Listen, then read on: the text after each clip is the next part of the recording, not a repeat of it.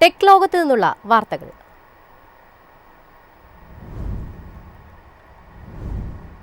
രാജ്യത്തെ സൈബർ സുരക്ഷ ശക്തമാക്കുന്നതിനായി സ്മാർട്ട് ഫോൺ നിർമ്മാതാക്കളോട് സോഫ്റ്റ്വെയർ സോഴ്സ് കോഡ് പങ്കുവയ്ക്കണമെന്ന് കേന്ദ്ര സർക്കാർ നിർദ്ദേശം.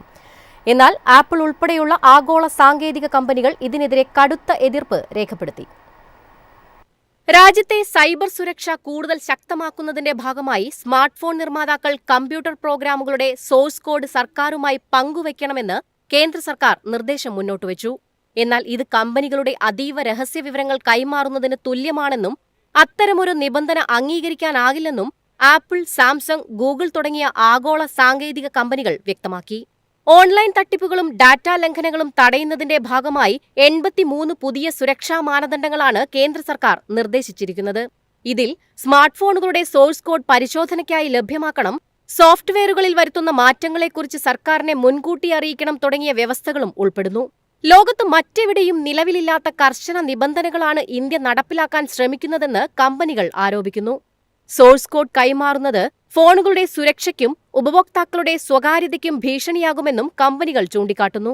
മുൻപ് ചൈനയും അമേരിക്കയും സമാനമായ ആവശ്യങ്ങൾ ഉന്നയിച്ചിരുന്നെങ്കിലും ആപ്പിൾ അടക്കമുള്ള കമ്പനികൾ അത് നിരസിച്ചിരുന്നു. 750 ദശലക്ഷത്തിലധികം സ്മാർട്ട് ഫോൺ ഉപഭോക്താക്കളുള്ള ഇന്ത്യ ലോകത്തെ രണ്ടാമത്തെ വലിയ വിപണിയായതിനാൽ ഉപഭോക്തൃ സുരക്ഷയിൽ വിട്ടുവീഴ്ചയില്ലെന്ന നിലപാടിലാണ് കേന്ദ്ര സർക്കാർ. കമ്പനികളുടെ ആശങ്കകൾ ചർച്ചകളിലൂടെ പരിഹരിക്കുമെന്ന് IT സെക്രട്ടറി S. കൃഷ്ണൻ അറിയിച്ചു. കമ്പനികളുമായുള്ള ചർച്ചകൾ പുരോഗമിക്കുന്നതിനാൽ കൂടുതൽ പ്രതികരിക്കാൻ കഴിയില്ലെന്നും അദ്ദേഹം വ്യക്തമാക്കി.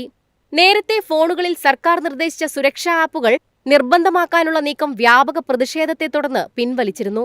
പുതിയ നിർദ്ദേശങ്ങളിലും സമവായത്തിലെത്താനുള്ള ശ്രമങ്ങൾ തുടരുകയാണ്. News desk MyFin TV. പുതിയ ലുക്കും കൂടുതൽ ഫീച്ചറുകളും കരുത്തൻ എഞ്ചിൻ ഓപ്ഷനുകളുമായി ടാറ്റ മോട്ടോഴ്സ് പരിഷ്കരിച്ച പഞ്ചിനെ ഇന്ത്യൻ വിപണിയിൽ അവതരിപ്പിച്ചു. 5.59 ലക്ഷം രൂപ മുതൽ വിലയുള്ള ഈ മൈക്രോ SUV മത്സരരംഗം കൂടുതൽ ശക്തമാക്കുമെന്നാണ് പ്രതീക്ഷ. ടാറ്റ മോട്ടോഴ്സ് മൈക്രോ SUV വിഭാഗത്തിൽ പരിഷ്കരിച്ച പഞ്ചിനെ ഇന്ത്യൻ വിപണിയിൽ അവതരിപ്പിച്ചു. 5,59,000 രൂപയാണ് വാഹനത്തിന്റെ എക്സ് ഷോറൂം വില. Hyundai Exter, Nissan Magnite, Renault Kiger, Mahindra XUV 3XO എന്നിവയുമായി നേരിട്ട് മത്സരിക്കുന്ന പഞ്ചിന്റെ ബുക്കിംഗ് ചൊവ്വാഴ്ച മുതൽ ആരംഭിച്ചതായി കമ്പനി അറിയിച്ചു. സിഗ്നേച്ചർ ബോക്സി ഡിസൈൻ നിലനിർത്തിക്കൊണ്ട് കൂടുതൽ ഷാർപ്പായ ലുക്കിലാണ് പുതിയ പഞ്ച് എത്തിയിരിക്കുന്നത്.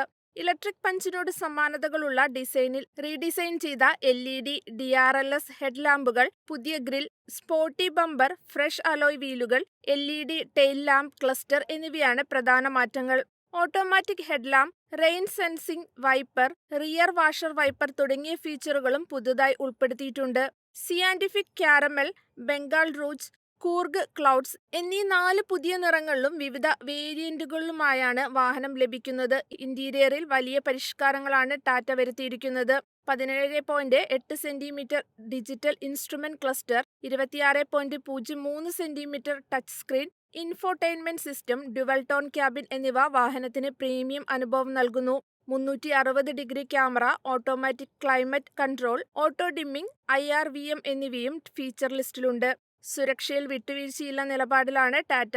സ്റ്റാൻഡേർഡായി 6 എയർ ബാഗുകൾ, electronic stability programme, hill descent control, Isofix child seat മൗണ്ടുകൾ എന്നിവ ഉൾപ്പെടുത്തി 5 സ്റ്റാർ സുരക്ഷയാണ് കമ്പനി പഞ്ചിന് വാഗ്ദാനം ചെയ്യുന്നത്. News desk MyFin TV.